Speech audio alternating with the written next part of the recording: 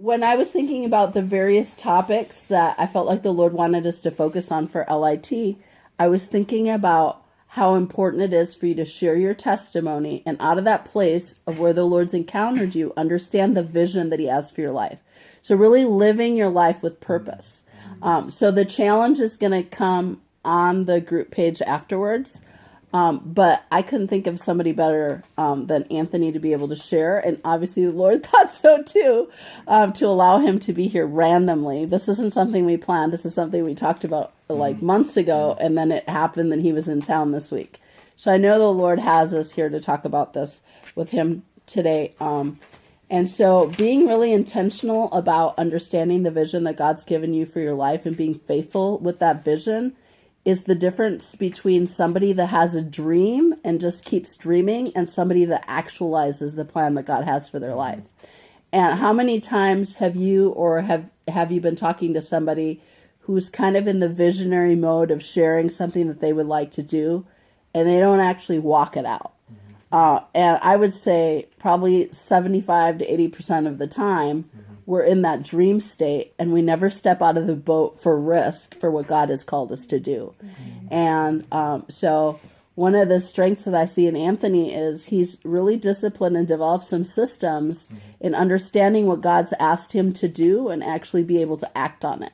I'm really excited to hear what he has to say about living with the end in mind.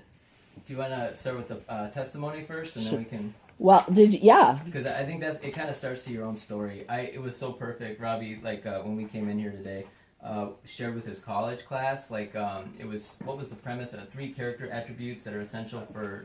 Three core values that define who we are as an introductory speech.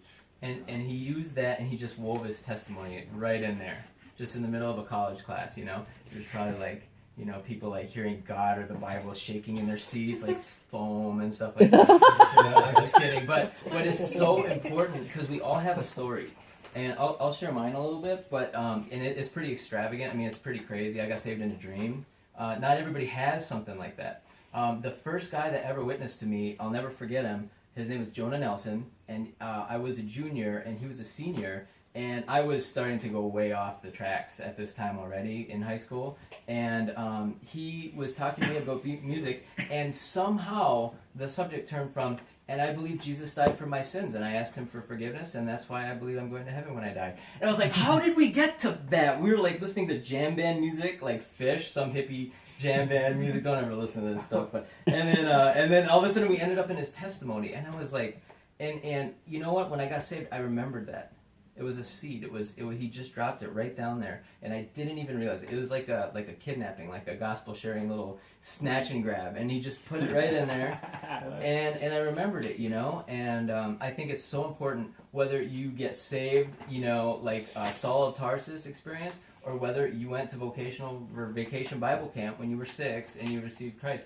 Every testimony is legit, and no one can argue your testimony. Nobody. It's impossible. It's your experience.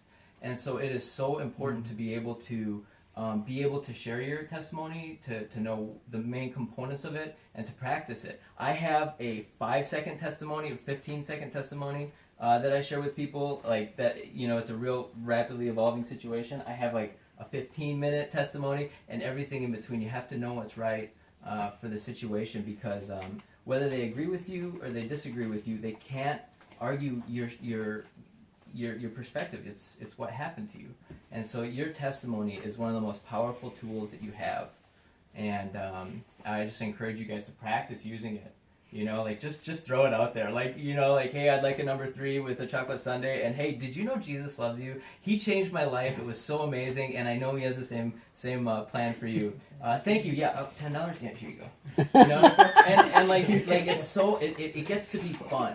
And when I'm really in my zone, I mean, it just rolls off my tongue. I interface with so many people every single day. And I can usually read people, people cussing, swear, whatever else like that. I don't give them the whole 15-minute version. I just kind of give them the Jonah version, the 2 sentences.